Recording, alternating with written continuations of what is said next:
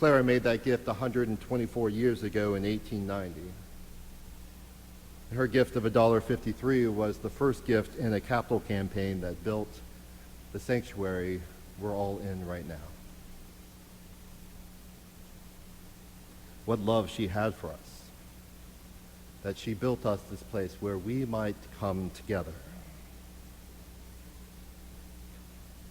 I visited Clara's grave this week. I left her some flowers in gratitude, and I left her this note so she might know what has become of her church. Dear Clara, I offer you a letter from a future you made possible. In 2014, I am the pastor at Wayne Presbyterian Church, your church, and I have been telling your story lately about how as a young girl you brought forward your savings, how your act of faith made men weep and pledge their hearts to seeing this vision to completion.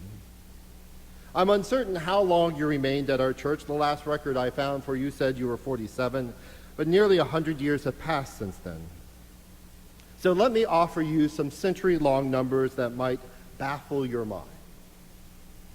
Over 1,000 couples have celebrated their weddings in this sanctuary which you helped build. Many of them still worship with us each week, returning to the sacred ground where they made their vows. We've baptized thousands of children as well, claiming them for God's family and teaching them about grace.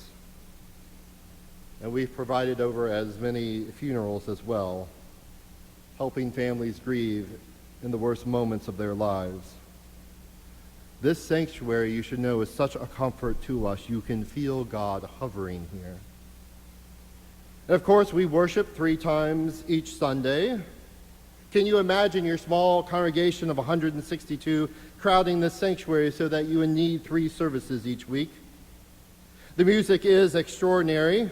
There are 2 bell choirs, an orchestra, a youth choir, 4 children's choir, a chancel choir, an oratorio choir. Not only did you help inspire the most beautiful sanctuary in Wayne, you also built the best music venue there as well. None of this would have happened without your gift.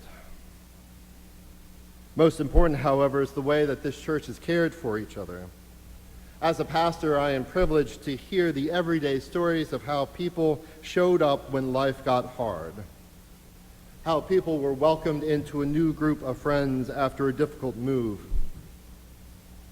how mothers were comforted after the loss of a child, how fathers who lost jobs were carried until they could find another, how broken-hearted teenagers were sat with when all seemed too much, how families hosted other families in their homes after fires or massive storms, how love was known and felt in this place. But you should know it's also a church that reaches outside of itself. I know you participated in the mission work called the Daughters of the King, and that group is called Women in God's Service today. They still give abundantly to good works throughout the world.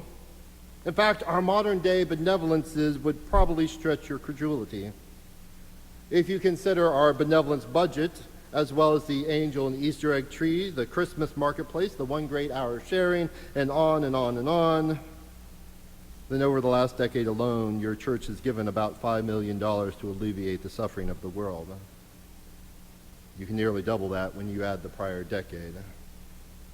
In that decade, 2 decades ago, we started one of our most significant ministries, City Lights, which was an opportunity to come together with people from Southwest Philadelphia, which is an economically challenged area of our city, to share our resources and our abilities to better care for that neighborhood. It has enriched so many of us in so many ways that we have undertaken a new initiative down there, the Commonplace, an educational outreach center to the 2,500 children who live in a 5-block radius. We think we can help these extraordinary children flourish, providing them an opportunity for a better education. I could prattle on and on about what your gift meant to this congregation. It personally astounds me the potential it unlocked. Scripture often talks about God multiplying our efforts 100-fold, an astounding number. In your case, however, I suspect your gift is approaching a millionfold, and it's still multiplying, offering grace to those who are in Wayne and comfort to those in Southwest. Your $1.53 is the most significant gift our church has ever received. I want to thank you for making all of this possible by saying yes to God. I am honored to serve as a pastor in your church. Reverend Casey Thompson.